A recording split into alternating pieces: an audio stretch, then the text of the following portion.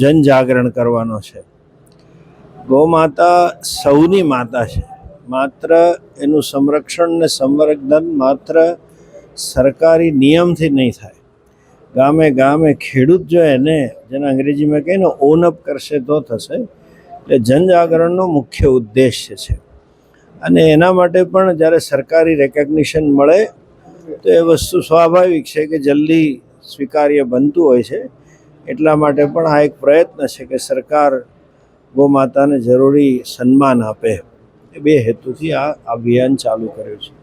અને આપણે ભારતીયો જો જેમ આજે ગૌ તસ્કરી કે ગૌવધ કે જે બધું થાય છે વ્યક્તિગત સ્તરે થાય છે અમુક, એમ વ્યક્તિગત સ્તરે જ્યારે રક્ષા થશે ત્યારે ગૌ માતા દેશના રક્ષા પામશે, એનું યોગ્ય સન્માન મળશે.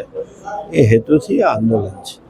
નમસ્તે. આજે ગૌ સન્માન આહવાન અભિયાનના નેજા નીચે આખા ગુજરાતમાં મામલતદાર કચેરીએ એક પ્રાર્થનાપત્ર સુપરત કરવામાં આવ્યું છે કે ગૌ માતાને સમગ્ર દેશમાં રાષ્ટ્રમાતા ઘોષિત કરવામાં આવે, રાષ્ટ્ર લેવલે ગૌહત્યા કાનૂન પ્રતિબંધ કાનૂન લાગુ કરવામાં આવે અને દરેક રાજ્યો દ્વારા અને કેન્દ્ર સરકાર અને ભારત સરકાર દ્વારા પણ ગાય બાબતમાં વિવિધ નીતિ નિર્માતાઓ દ્વારા નીતિઓ દ્વારા આયોજન યોજનાઓ દ્વારા પંચગવ્યો ગૌ આધારિત કૃષિ, આરોગ્ય, પર્યાવરણ રક્ષા આ બધા વિષયોને ધ્યાનમાં રાખીને બજેટ ફાળવણી કરવામાં આવે.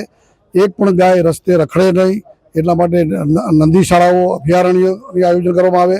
વિવિધ રીતે ગૌ રક્ષા થાય, ગૌ સેવા થાય અને ગાય માતાનું સન્માન મળે.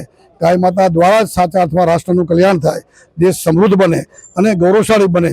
ગાઓ વિશ્વસે માત્ર કહ્યું છે એ ઉક્તિ સાચી પડે એ માટેના બધા જ પ્રયાસો સંકલિત રીતે વ્યક્તિગત રીતે, સામાજિક રીતે, સંતો દ્વારા અને સરકાર દ્વારા એક સૌના સાથ, સૌનો સહકાર, સૌના પ્રયાસ દ્વારા આ ફલીભૂત થાય એ ઉદ્દેશથી એક જનજાગરણ થાય, જનચેતના જાગે અને લોકો ગાય માતાને સાચા અર્થમાં સ્વીકારીને એનું મહત્ત્વ સમજે અને સરકાર પણ સાથે એમાં યોજનાઓ બનાવે. એ બધા જ ઉદ્દેશો પાર પડે એ માટે આજનું આ અભિયાન આવેદનપત્ર આપવામાં આવ્યું છે.